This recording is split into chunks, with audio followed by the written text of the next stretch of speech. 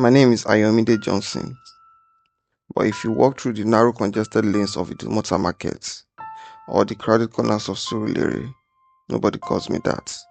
To the boys on the streets, to the Okada men, to the market women who sell pepper and tomatoes beside my mother, I'm simply known as Balenciaga. The name started as a joke, one of those playful nicknames born out of irony. But like everything in my life, I wore it with pride until it became a brand. My father, My father was a taxi driver for over 20 years. Rain or shine, Babajide was always behind the wheel, hustling from Obalende to CMS, Oshodi to Ikoyi. His yellow and black cab was more than a car. It was a second home, a storytelling den, and sometimes our only source of income. My mother, Mama Risi, sold lace, Ankara, and egg tiles inside the Dumota market. Her hands were always rough from handling fabric rolls and calculating change, but they were also the gentlest hands I'd ever known. We were poor, yes, but never hungry. They gave me what they could, even when it meant they had to go without. And like my mom would always say, mi ò yó, ṣùgbọ́n ebi ò pa mí. But then, man was really hungry. From a young age, I was different. I loved fashion, not just clothes, but style. I love luxury, but like the saying goes, if it didn't day, it didn't day. I'd watch YouTube videos of Paris Fashion Week on Baba's old Nokia hotspots, study the way Kanye wore his Yeezys, or how Wizkid rocked his designer fits. As 13, I was already remixing thrifted clothes from Yaba markets into my own style. I turned tattered jeans jackets into something that could turn heads at UNILAG gates. The neighborhood boys laughed at first, but slowly, I became the go-to guy for fashion. They'd say, Balenciaga, you the boss brain oh." I never wore original designer, only Okurika, but I wore it with the kind of confidence that made people question reality. And when I finally got my admission letter into the University of Lagos to study business administration, my parents danced. It was the happiest day I've ever seen Baba. UNILAG was a different world. The first day I stepped into the campus, wearing my best shirt from Tejuosho markets and rubber sneakers, I realized just how large Lagos really was. Boys were pulling up in Mercedes and Lexus. Some wore clothes I'd only seen on Instagram influencers. The halls were buzzing with people who looked like they had never struggled a day in their lives. But me, I carried my background with pride.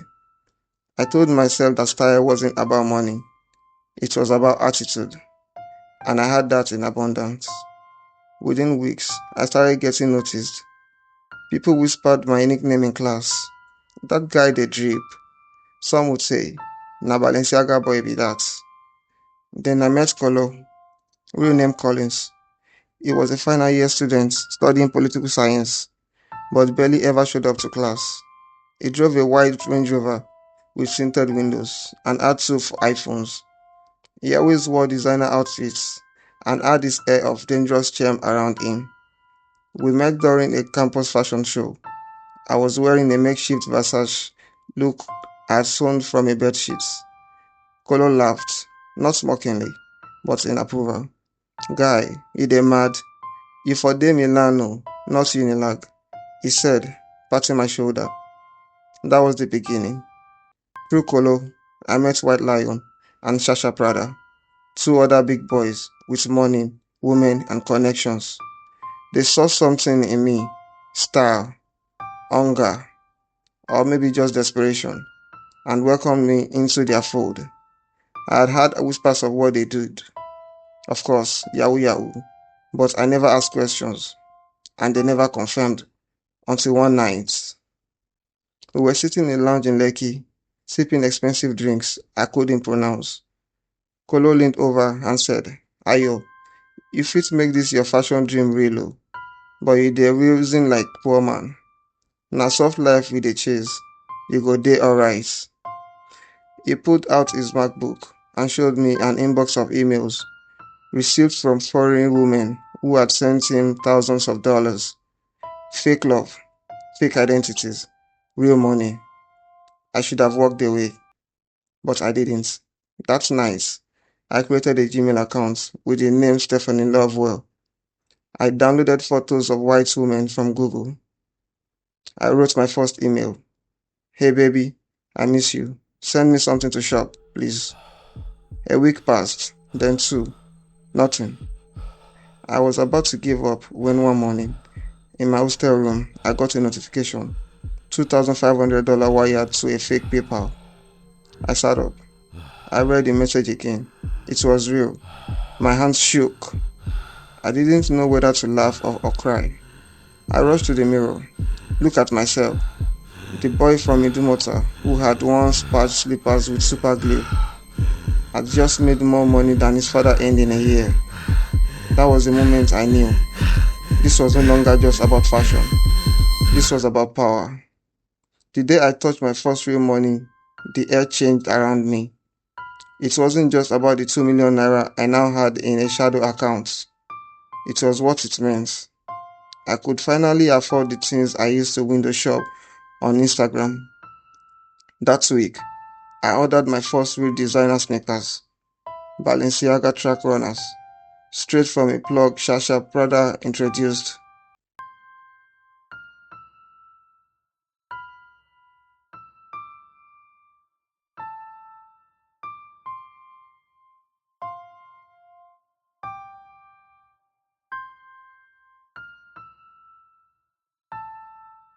When they landed in Lagos and I laced them on my feet, I didn't feel like Ayomide from Surulere anymore. I felt untouchable. My phone became my altar. Morning to night, I was glued to it, writing scam scripts, managing fake social accounts, updating clients on their fabricated online romances. I had mastered the tone of a lonely American widow, a sultry Eastern European model, even a grieving war veteran. And the money came, slowly at first, then like floodwaters breaking through a weak dam. Na that time I know say true, money na water. Within 6 months, I moved out of the crowded mosquito-ridden hostel in UNILAG and rented a serviced mini flat in Lekki Phase 1. My parents thought I got a scholarship. Baba cried on the phone and prayed in Yoruba for 15 minutes straight. Mama wanted to fry chin chin and send it to me to celebrate your success. I smiled through the call, shame hidden behind a silk durag and gold-plated watch. I started sending money home every 2 weeks. I paid off Baba's debt for his broken down cab and bought Mama a freezer for her stall. At night, I sit alone on my king-size bed, staring at the city light through tinted glass and wonder, am I a good son or just a better liar? But I pushed those thoughts away. In Lagos, survivor had no moral compass. My popularity exploded on campus. I stopped attending lectures, but no one seemed to care. I was Balenciaga, the guy who threw weekend pool parties in Lekki, who came to school in a white Benz, blasting Burna Boy as the full volume, who wore Dior while lecturers still carry chalk in plastic bags. Girls loved me, boys envied me, lecturers whispered my name. I once walked into class after weeks of absence, and the lecturer paused mid-sentence to say, Mr. Johnson, it's an honor that you've blessed us with your presence. I laughed. The class laughed with me. Respect was currency, and I was rich. But behind the glitz, my world was quietly cracking. One of my closest friends from the early days, Tunde, a bright boy from Ibadan, who used to study with me in the library during our first year, called me one evening. Ayo, you dey alright like this? You never enter class in 3 months. Your CGPA go soon resemble NEPA lights. I brushed him off. School no be scam Tunde, but the streets dey pay pastor. He sighed. Just don't lose yourself, bro. I did lose myself. I lost track of time. of lectures, of the dream I once had to open a fashion line that would take over the African continent. I stopped designing. My sketch pad gathered dust in a corner, buried under shopping bags from Balmain and Louis Vuitton. The nights got longer, the drinks got stronger, the women bolder. I hosted parties every Friday, sometimes with A-list Instagram influencers in attendance. I was introduced to Molly, codeine, and loud, first as a vibe, then as a habit. The soft life was no longer soft. It became a noisy neon-colored trap I couldn't escape. One morning, I woke up to find blood on my bed sheets and couldn't remember how it got there. A girl was lying next to me, unconscious but breathing. My heart raced. I shook her, terrified. She opened her eyes slowly and smiled. Last night was wild, she said. I sat there, silent, wondering if I had crossed a line I didn't remember crossing. But by evening, I was popping bottles at the club in VI, surrounded by noise, lights, and fake laughter. The darkness inside me kept growing. I tried to quiet it with new clothes, new girls, new eyes. But like a leak in a designer bag, the guilt kept slipping through. Then came White Lion's arrest. It happened on a Monday morning. EFCC raided his Banana Island apartment. The news broke on Twitter before we could even make calls. Videos showed him shirtless, hands raised, laptop seized, his face plastered on every gossip blog in the country. Kolo called me. Omo, lie low. Then they sweep the streets, delete everything, go dark. I went into hiding for a week, deleted my Instagram, burned the SIM cards tied to my scam accounts. Even the Lekki apartment, I stopped going there for a while. I returned to Surulere, hiding in my parents' tiny flat, like the boy I once was. Mama was just happy to have me around.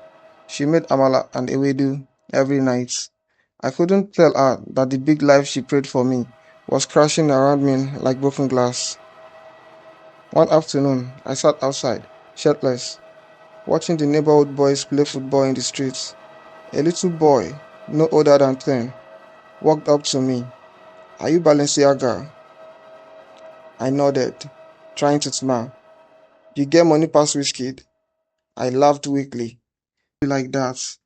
He looked at me with wide eyes. One day, I go be like you. Something in me broke, because I knew the path he admired was lined with lies, crime, and sleepless nights. By the time I returned to Lekki, things had changed. Kolo was paranoid. He barely left his apartment. He told me EFCC had a list. My name was likely on it. Now one of them go carry you go reports. Maybe that Canadian woman you dey toast. I couldn't sleep. Every knock on the door made my heart pound. I stopped hosting parties. I even stopped touching the money.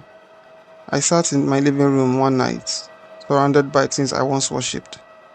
Designer clothes, gold chains, perfumes, and I realized I couldn't feel anything. Tunde texted me, Bro, your name dey EFCC forum. My guy inside showed me. They watching you. It was only a matter of time. Then, one evening, my father called. Ayo, some men in red suits come here. Then they ask of you. Say na investigation. You have something. My blood froze. That was the call that changed everything. I froze with the phone pressed to my ear. Baba's voice echoed in my head. Some men in red suits come here. Then they ask of you. Say na investigation. EF something. EFCC. The three letters stunned my blood cold. I was pacing around my Lekki apartment. Every muscle in my body locked in a knot. It wasn't paranoia anymore. It was reality. My hands trembled as I called Kolo. He didn't pick. I tried again. Nothing. I dropped the phone and sat on the edge of my bed, staring blankly at the marble floor. How did we get here? How did a boy who once cried because he couldn't afford canvas for inter-house sports now have men in suits knocking at his father's door? I remembered Papa's cab. The day I paid off the loan, he hugged me so tight I couldn't breathe. He said, Ayomide, you don't save your papa. God go bless you forever. Now, I was dragging him into a mess he didn't deserve. I knew I couldn't go home. They'd be watching. My name would already be in the system. I had to disappear. Fast. I packed a duffel with cash, fake IDs, burner phones, and one of my laptops. I left the flashy Benz parked in the underground garage. It was too obvious. Instead, I called my bike guy from back in Surulere, Musa. Oga Ayo, long time boss. Wetin dey happen? Musa, abeg, I need make you carry me go one place. Now. He came within 20 minutes. I wore a face cap low over my head and kept my head down as we weaved through the night streets of Lekki. My heart beat like a drum every time we passed the checkpoint, but nobody stopped us. We got to a rundown, shortless in Shomolu. It was dusty, unkempt, and smelled of old cigarettes, but it was safe for now. I paid Musa extra and told him to disappear. For 2 days, I didn't step out. I watched the news. I read the blogs. My name hadn't hit the headlines yet, but whispers were already echoing online. UNILAG big boy under EFCC radar. Yahoo ringleader spotted at Lekki party last month. I knew how this went. Public shame, headlines, court dates, jail. On the third night, Kolo finally returned my call. Ayo, you no suppose dey call me again. Guy, they don't carry white lion go. Agent talk say dem dey dig deep. If dem catch you, na long time you go do inside. But how dem find Baba house? I asked, voice cracking. One of your side chicks talk. The small girl wey you dey flex last month. The one wey dey do IG live for your house. EFCC tracker. That hit me like a slap. I had become careless, loud, sloppy. Kolo, wetin we go do? I asked, desperation leaking in my voice. Me, I dey plan japa. Already get visa run. But you, omo, na Oyo you dey o. He ended the call, just like that. I sat in that shortlet with tears threatening to fall. Hi, Balenciaga, the king of Lekki nightlife, was not just a fugitive in dirty boxers, eating bread and sardine in the dark. Then Mama called. Ayo, my son, why dem dey say you thief online? Why EFCC come our house? Your papa never sleep since. Wetin happen? Pikin me. I couldn't speak. My mouth was dry. I had no words. Ayo, talk to me. Are you in trouble? Mama, I'm sorry. I go fix am. I promise. The line was silent. Then quietly she said, just come back to God. The rest go fix itself. Her words haunted me for days. Every time I closed my eyes, I saw her face.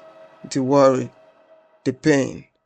I remembered my dream, the real one, to create a fashion line for Africa youths, to become a designer the world would respect. The Balenciaga name I adopted was never meant to be about scams or stolen dollars. It was supposed to be about excellence. Now, look at me. One night, I stared at myself in the mirror of the shortlets.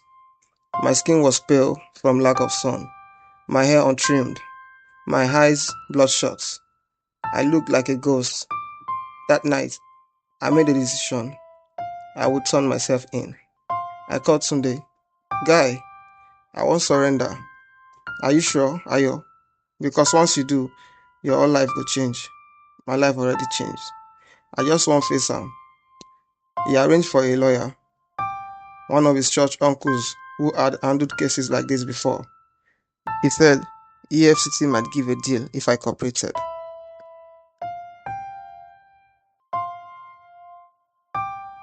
The next morning, I put on the cleanest outfits I had left. Plain black shirts, jeans, no jewelry. I brushed my hair, packed my things, and stepped outside into the morning sun. My legs were shaking, but I walked to face them, to face myself. The EFCC building in Ikoyi stood like a fortress, tall and severe, under the blistering Lagos sun. My palms were damp as I approached, my heart threatening to explode in my chest. I kept my head down, my lawyer walking beside me in silence, his briefcase clutched tight in his hands. Ayomide Oladapo, a stamp-faced officer asked at the entrance. I nodded. Yes, I came to turn myself in. The officer didn't blink. He simply motioned us inside. Inside the interrogation room, the coldness was thicker. The air conditioning beat into my skin, but it was nothing compared to the questions that followed. For hours, they tore into my life. Transactions, names, luxury purchases, shared accounts, crypto trails. I was made to watch videos of myself at clubs, throwing money, buying champagne, flexing with women. They had it all. You can cooperate and reduce your sentence, one officer said, staring at me like I was already behind bars. My lawyers leaned forward. We are open to a deal. And so I talked. I gave names. Not Kolo, not the inner ring. I couldn't snitch on the ones who would kill me before nightfall. But I handed over mid-level guys, the weak links, the newer boys who entered the game through my influence. That was the deal. Reduced sentence for every name. The news broke a week later. UNILAG student Yahoo Kingpin, known as Balenciaga, arrested by EFCC. My picture was everywhere. Blogs, WhatsApp groups, gossip sites. The flashy photos I once posted proudly now condemned me. Mama didn't call anymore. Baba didn't speak. When I called in from the holding center, I had dragged their name through the mud. Court hearings began. The courtroom was full the first day. Journalists, strangers, even some of the same UNILAG students who once begged for drinks at my table. They whispered when I walked in. The Balenciaga Boy, now in handcuffs, wearing prison slippers. Kolo disappeared. Word on the street was that he had fled to Ghana, while Iron was still in custody, awaiting trial. Some other names I dropped were also picked up. I heard that one even tried to bribe his way out and ended up in deeper mess. I was sentenced to 8 years. Prison changes you. The first 6 months were the hardest. I was nobody there, just another inmate in dirty khaki, sharing a bunk with mosquitoes and regrets. I fought once, got stabbed, with a sharpened toothbrush. I spent a week in the prison clinic, feverish and in pain. But somewhere in that hell, I started to rebuild. There was an old man named Uncle Mike, a former banker who was locked up for embezzlement. He ran small class for inmates, literacy, entrepreneurship, and faith. I joined out of boredom at first, but I kept coming back. I began to write again, business plans, fashion sketches, journal entries. The guards even started calling me designer. 3 years into my sentence, Mama finally visited. She looked older, smaller, wrapped in a faded Ankara. She didn't speak for the first few minutes, just stared at me through the glass. Ayo, Mama, I'm sorry. She nodded slowly. I know. I pray for you every day. God is not finished with you. She slipped me a paper. It was a sketch I had done in prison, a design for a shoe called the Ursula. She had found a way to print and share it. Someone from a local fashion blog picked it up. It was gaining traction. God will still use you, she whispered before she left. 5 years later, I was released on parole for good behavior. I stepped out into Lagos air that smelled different, more raw, more real. The streets had moved on. UNILAG had new set of big boys. But I wasn't trying to reclaim any throne. I went home to Surulere. Baba hugged me like the prodigal son. Mama cooked jollof with fried goat meat. For one day, I felt like a person again. Then I got back to work. I opened a small fashion studio called Balenciaga Boy Reborn. I sold shoes inspired by the streets, real stories stitched into every soul. I gave talks at school, told the full truth, showed the scars. Some mocked me, others listened. A few even changed course. I didn't become a billionaire, but I became free. And in a world that had once caged me with illusions, freedom was the real luxury.